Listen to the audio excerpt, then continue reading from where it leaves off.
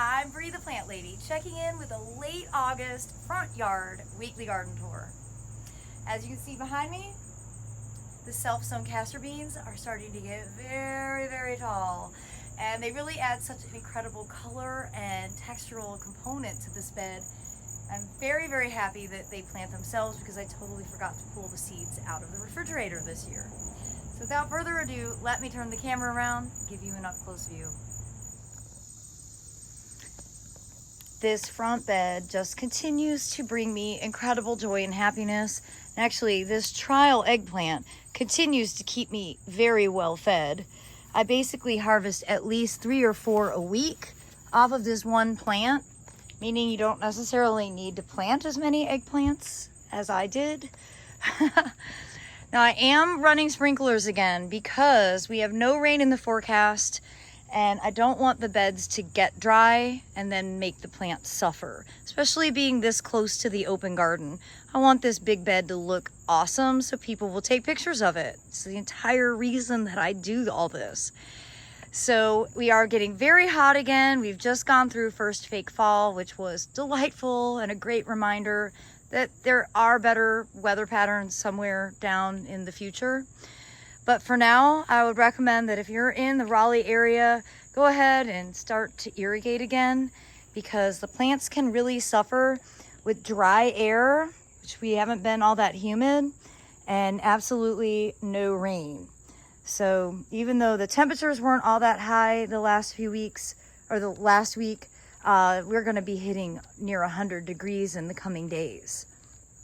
I'm also watering here specifically because the buckwheat is coming in to fill in the open space. You may remember that I weeded this really heavily and didn't want new weeds to establish, so I sowed the buckwheat, and you can see how quickly it fills in. Such a reliable cover crop.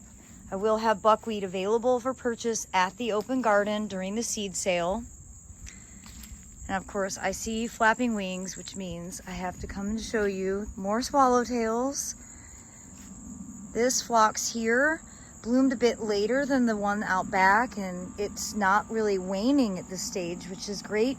Good reason to have phlox in lots of different places. That way you can have a long duration of time to have butterfly stalking. So I basically feel like I am a butterfly stalker. And here along the north side, not much to report, but everything is doing really well with absolutely zero care and zero maintenance. I'm happy to see the Triceratops are blooming, and I have not done any watering. I need to do some weeding. As I walk back here, I see some very obvious weeds. Pleased to see that the lilacs are holding on. A little worse for wear here. They're probably getting a bit dry. Probably could run a sprinkler over here. But overall, the north side is lush and densely planted and relatively low or zero maintenance, which, let's face it, is always the goal when you have a big garden, to have areas that don't require you to pay so much attention. You know, last year I had intended on moving all of these Rudbeckia and Coreopsis to the next door property for the native border, but I really am enjoying this little pocket of natives here. So I think, at least for now, they're gonna stay. And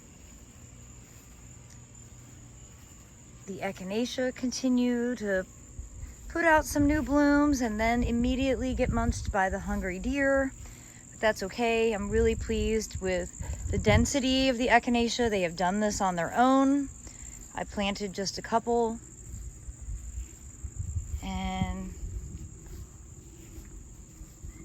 you know, growing the Vitex basically as a cutback shrub so that it doesn't get so large. It could probably use a pruning again. And you know, I sowed buckwheat in full sun and shade. I wanted to show you the difference. It's definitely a lot smaller and thinner in the shade, and unfortunately the deer have discovered the sweet potatoes that are planted here. And they're all pretty well munched to nothing. But that's all right. You know, you got to pick your battles, and I'm not going to battle the deer over sweet potatoes. I was hoping that the wave would be more dense and interesting, but I just have to sort of accept that it is what it is. We're going to be able to do a really dynamic winter planting, and you know, I'm going to have to start making better decisions about plants that are deer resistant and more tolerant of shade, because this border is definitely not the full sun space that it was when I originally built it. Well, I still haven't done anything in this border weeding wise, and to be honest, I forget. I see it when I walk around to do these garden tours, and then I forget and I stay out back, but I'm gonna try and put it on my list. And same goes with this shrub border. What I really appreciate about shrub borders is how little maintenance is needed. And you know, these plants are well established, and basically you don't really have to do much. Obviously there's oaks that are always germinating in here because I've got big overstory oak trees, and that's what they do. But as a whole, I think these borders look pretty great for the absolute no care that they receive. Really excited to show you that Welch's pink calicarpa is starting to get its color. This should look awesome for the fall open garden. I also wanted to show you how great Jetstream Oakleaf Hydrangea looks. You can see the flowers have gone dry. The foliage is beautiful, and that gets incredible color later in the season. And I'm actually really quite happy, not maybe so much with that native border, but with that one. It's kind of had an explosion of color.